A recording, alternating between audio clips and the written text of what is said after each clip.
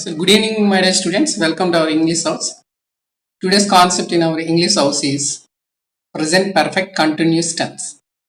అంటే present tense లో ఉండే 4 భాగాల్లో ఫోర్త్ టైప్ చెప్తున్నాం. Present perfect continuous tense. Present perfect continuous tense అంటే అర్థం ఏంటి, దీన్ని ఎక్కడ ఉపయోగిస్తాం అంటే ఏదైనా ఒక పని గతంలో స్టార్ట్ అయ్యి ఇప్పటికీ కూడా జరుగుతూ ఉంటే దానిని మనం ప్రెసెంట్ పర్ఫెక్ట్ కంటిన్యూస్ టెన్స్ లో రాస్తాం. ఇంగ్లీష్లో అయితే this tense is used for the actions which is started in the past and continue up to present. అంటే ఇప్పుడు కూడా కంటిన్యూ అవుతూ ఉంటే వాటిని మనం ప్రెసెంట్ పర్ఫెక్ట్ కంటిన్యూస్ టెన్స్ లో రాస్తాం. అయితే దీని స్ట్రక్చర్ ఏ విధంగా ఉంటుంది అంటే సేమ్ పర్ఫెక్ట్ అనగానే మనకి హ్యావ్ హ్యాజ్ గుర్తుండాలి, కంటిన్యూస్ అనగానే ఇంగ్ ఫామ్ గుర్తుండాలి. ఆ రెండు క్లూస్. దాని ప్రకారం స్ట్రక్చర్ ఎలా వస్తుందంటే సబ్జెక్ట్ ప్లస్ హ్యావ్ బీన్, అది గుర్తుంచుకోవాలి. Have been or has been ఏదో ఒకటి ప్లస్ వర్బ్ ఫోర్, అంతే, simple. Subject plus have been or has been plus verb four.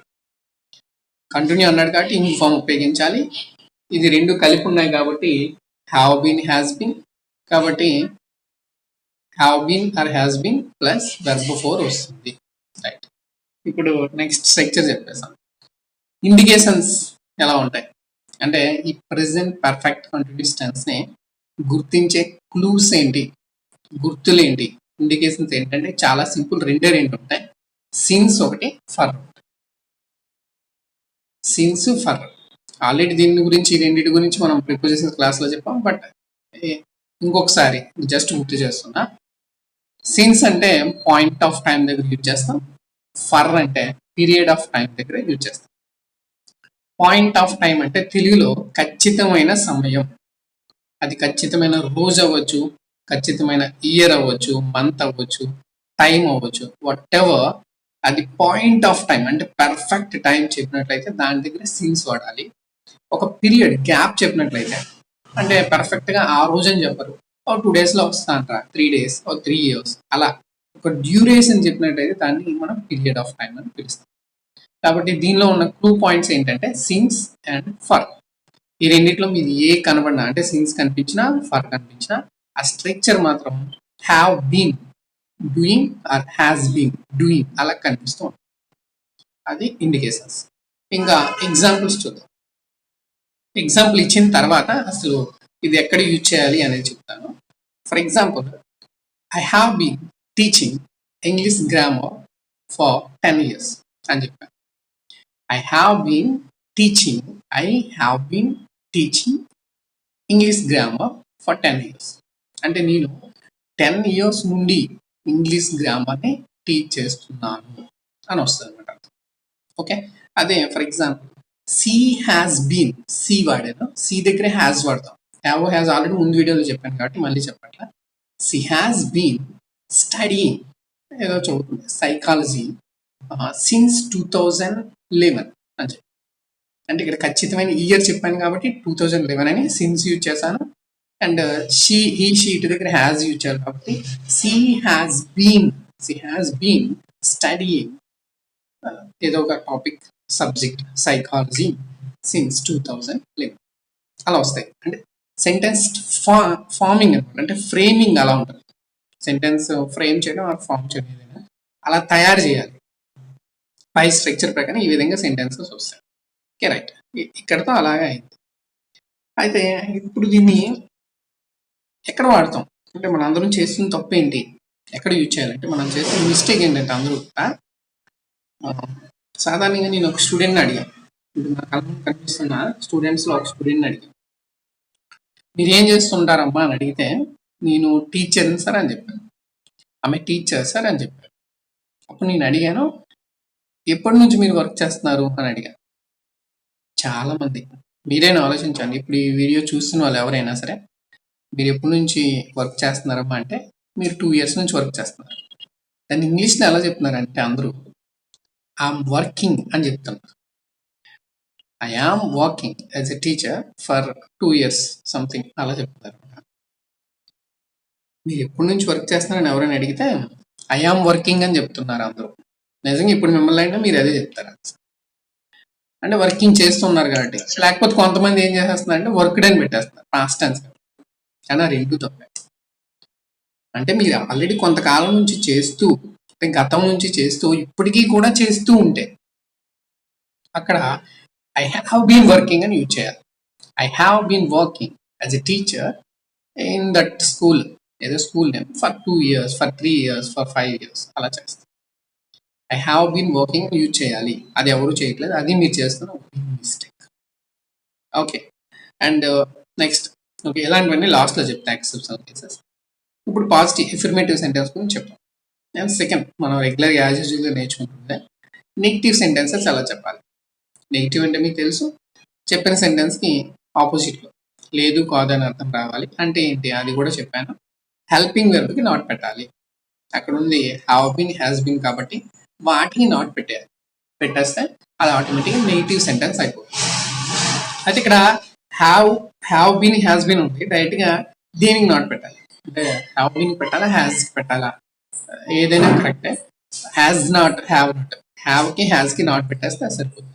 అంటే ఫర్ ఎగ్జాంపుల్ నేను స్టార్టింగ్ సెంటెన్స్ చెప్పాను, I have been working as a teacher అని చెప్పాను, అంటే నేను టీచర్లా పనిచేస్తున్నా అని చెప్పాను. దానికి నాట్ ఇప్పుడు చెప్తాను మీకు, ఐ హ్యావ్ నాట్ అని యూజ్ చేస్తాను. I have not been working as a teacher, అంటే హ్యావ్కి హ్యాస్కి నాట్ పెట్టాను అంతే, confusion, simple.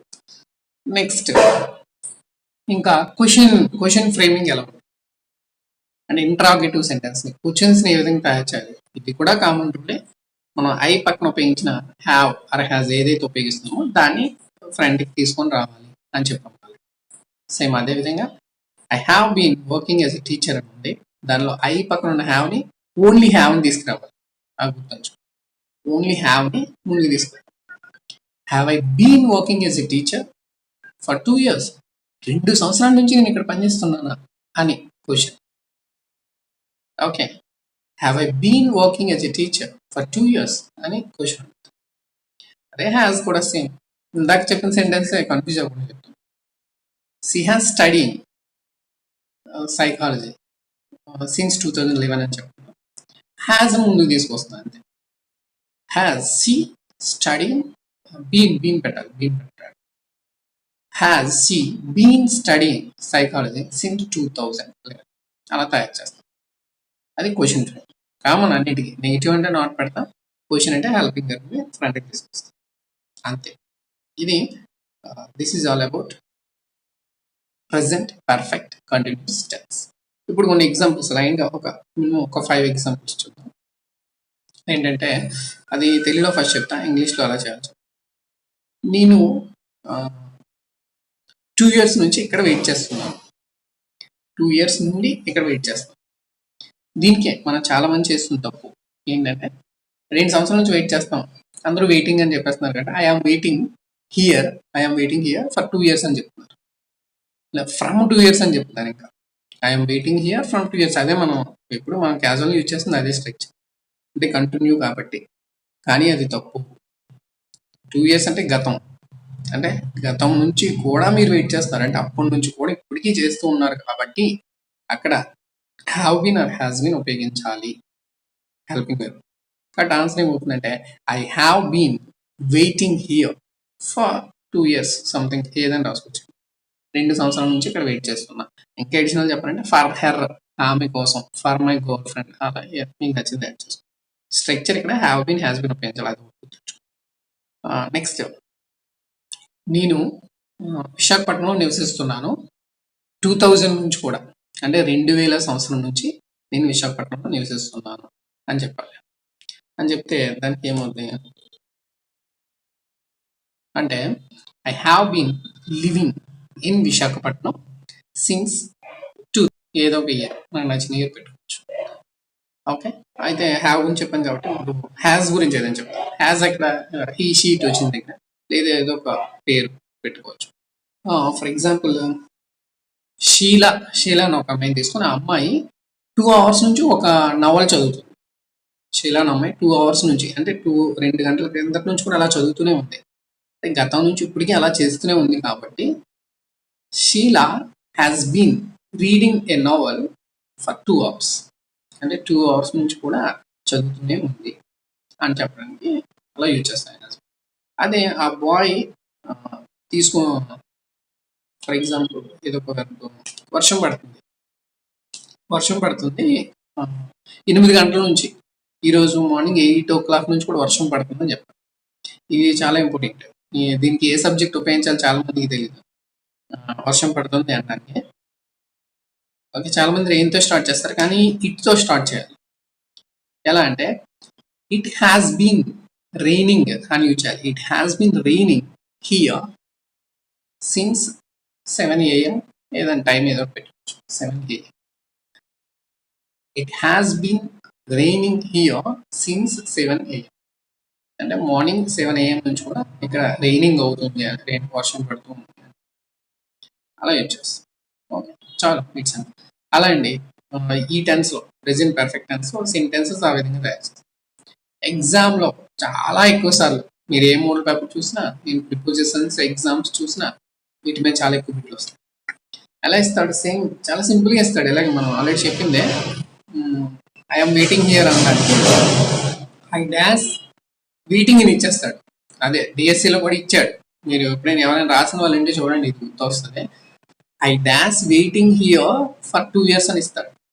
I dash waiting here for 2 years అని ఇస్తే ఆప్షన్స్లో యామ్ ఇస్తాడు, వర్జ్ ఇస్తాడు, హ్యావ్ బీన్ ఇస్తాడు, హ్యాస్ బీన్ ఇస్తాడు. అలా వెంటనే అందరూ చూడగానే I'm waiting here for 2 years yam అని పెట్టేస్తాడు. అది కరెక్ట్ అనే అనిపిస్తుంది మనకి ఎగ్జామ్. కానీ అక్కడ ఉన్న రూల్ ఏంటంటే, మనకు ఆ సెంటెన్స్లో కనిపిస్తున్న రూల్ పాయింట్ ఏంటంటే ఫర్. సిన్స్ అండ్ ఫర్ ఎప్పుడైనా మీకు కనిపిస్తే వెంటనే అక్కడ helping have been or has been ఉండాలి, అది గుర్తుంచు. ఐ పక్కన ఏమొస్తుంది? హ్యావ్ బీన్ వస్తుంది. అక్కడ ఆన్సర్లో హ్యావ్ బీన్ అని చాలా చాలా ఇంపార్టెంట్. Okay, right. ఇలా మీరు సెంటెన్సెస్ కొన్ని, నేను ఆల్రెడీ 4-5 చెప్పాను.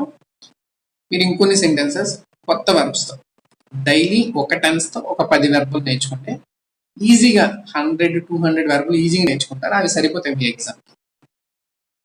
150 అబోవ్ వస్తాయి, మ్యాక్సిమం 200 వస్తే చాలా మంచిది. 200 వెర్బ్స్ వస్తే మీరు స్పోకెన్ ఇంగ్లీష్ అవ్వచ్చు అండ్ గ్రామటికల్ ఇంగ్లీష్ ఏ ఎగ్జామ్కైనా, డిఎస్సి, గ్రామ సచివాలయం, బ్యాంక్స్, అసలు దేనికైనా సరిపోతుంది. బట్ అలా నేర్చుకునే విధానం అది. ఒక టెన్స్ నేర్చుకున్నప్పుడు ఆ రోజు ఒక 10 వెర్బులు రాసి ఉంచుకోండి, వాటితో అలా బిట్స్ తయారు చేయండి. మళ్ళీ నెక్స్ట్ టెన్స్ ఇంకో 10 మీ దగ్గర ఉన్న వెర్బ్స్ కూడా, వెర్బ్స్ లిస్ట్లో అలా 10 లేదా 15 నేర్చుకోగలిగితే చాలా యూస్ఫుల్ అవుతుంది. ఓకే, అది కూడా one of the best methods లెర్నింగ్కి. ఇంగ్లీష్ లెర్నింగ్ అది ఒక మంచి పద్ధతి. Okay, right. అండ్ దీని తర్వాత క్వశ్చన్స్ మనం లైవ్ క్లాసుల్లో కూడా తెలుగులో సెంటెన్స్ చెప్పి ఇంగ్లీష్లో అడగడం, మీతో ప్రాక్టీస్ చేసినప్పుడు ఉంటుంది కాబట్టి తప్పనిసరిగా మన క్లాసెస్ యూస్ఫుల్ అవుతాయి. Right, thank you so much. Thanks for watching.